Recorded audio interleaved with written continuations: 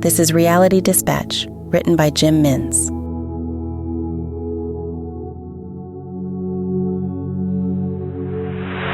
Her instructions were clear, but the ambiguity over who exactly was her client perplexed Catrina. She entered the police interview room at 1:53 in the afternoon. Timmy Chalamanda had already been interviewed for 30 minutes before he called for his lawyer to be present. Catrina scorned him for this act of stupidity. A man, or in this case, a boy, in his line of work, should be wise to spend any time under police questioning, especially without a lawyer, and especially if he hasn't yet been arrested. She reminded him, "The police aren't interested in forming an opinion of you as an upstanding citizen." He stood from his chair and began to pace the room. "Sit down. You're ruining my concentration," she requested. "Who sent you?" "Benitez?" he asked. She gave him a cold look. He was not supposed to use that name in public, especially in a police station. It was a death sentence. It was the latest in a series of mistakes. It was clear that Timmy's time was rapidly coming to an end within his chosen industry. Either incarceration or death, or both, would eventuate. It was clear from his demeanor. In such a case, Catrina was there for damage control, and Benitez, being the one who sent her out to represent Timmy in case of arrest, was very much her client. "I don't quite know how to explain this to you, Tim. I'm just going to go right out and say it." He sat down in anticipation. "You're looking at a lengthy sentence. Decades. Probably life," she said. His head hit the table, and he began to pound it with both fists. "Get a grip of yourself," she demanded. He looked up at her with tears in his eyes. "Isn't there anything you can do?" he yelled. "Very little. You are suspected of the large-scale importation of Wet 23. There isn't a teenager in the city who hasn't vaped your product. It's infected the streets, and the mayor is facing an election challenge due to its prevalence.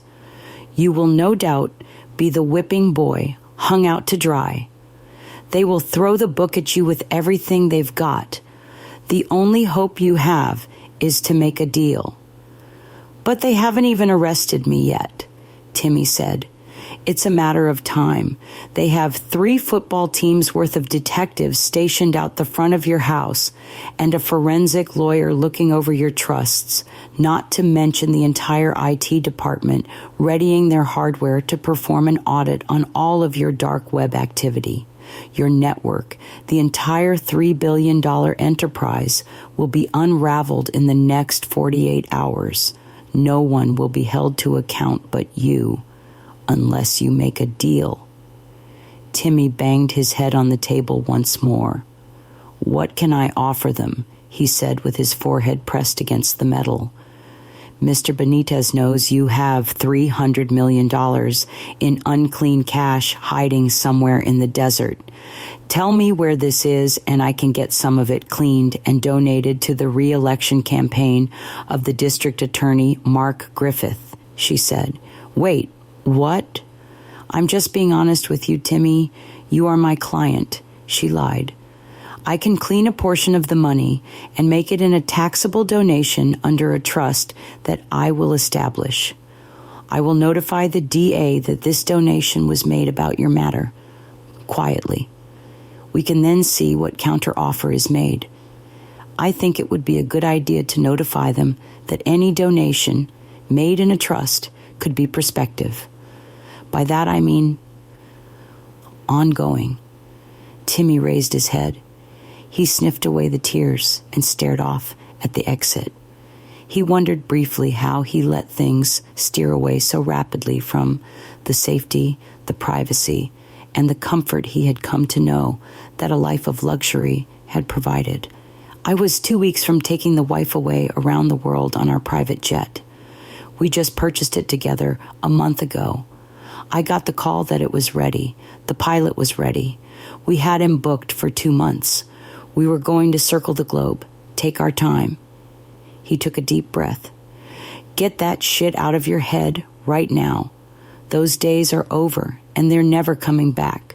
Your life is about to get a hell of a lot harder. but it doesn't have to be too hard. Tell me where the cash is." Timmy stood. "What if I give them Benitez?" he said. "The cartel?" "You'd do that?" she asked. "Why not?" "You think that is wise?" Timmy kicked the wall. "Will you calm down, or they will arrest you for destruction of property and make me an accessory?" she yelled. "Benitez is wet 23. The entire operation from the southern tip of Buenos Aires to the coast of Alaska is owned, operated, and controlled by him. I'm barely a clog within a clog. Why should I take the fall?" Catrina pointed at the chair once more. Timmy again took his seat. "I will spell this out for you. If you decide to take on the Benitez cartel, you are not just wiping your own existence off the map. You are removing your wife, her sister, your mother-in-law, all of her extended family and friends, including the 3 little cousins, all under the age of 5. "Why would they be dragged into this?" Timmy protested. "That's how this works. Betrayal isn't just dealt with at a local level. They do not cut out the cancer individually. They nuke the entire site and then nuke it again, just to be sure. Then they nuke it a 3rd time. It sends a message: never betray the cartel. Jesus, Timmy, I thought you knew all of this. It's a wonder you have survived as long as you have." Timmy began to cry again. "Please, spare me. You knew what you were getting into here," she said. "I was just plugging a hole in the market," he protested. "Well, the market is now plugging a hole in you. Your only hope is to make a deal." Timmy breathed in the silence. Catrina waited until his breathing slowed and he was level-headed enough to communicate effectively. "As you turn off the I-90 en route to the border, there is a burnout trailer 3 miles down on the side of the road. You can't miss it. Underneath are 2 shipping containers, buried underground. They are quite large, so you'll need digging equipment. You will also have to act at night when visibility is low. These containers are full of money, $800 million. There was so much, it got to a point where I didn't know what to do with it all. I couldn't wash it, so I just buried it." "Not 300 million?" she wondered. 800. Catrina closed her jaw. "I'll be right back." She stood up and tapped on the door. The lock was unlatched, and she made her way outside the precinct and onto the sidewalk. Her vehicle was parked adjacent to the entrance, and she was sitting on the driver's side within minutes. She pulled a phone from the glove compartment and pressed a number that was the sole listing. It rang out once and was answered. "Yes," said the voice. "Left off the I-90 towards the border, 3 miles down, buried underneath a burnt-out trailer, and it's 800, not 3. "Very good. What about him?" Catrina asked. "He can go with a public defender," said the voice. The phone went dead. Catrina started her engine, saluted the police station, and put her car into gear, driving away from her former client as he sat inside the interview room awaiting an update that would not be coming.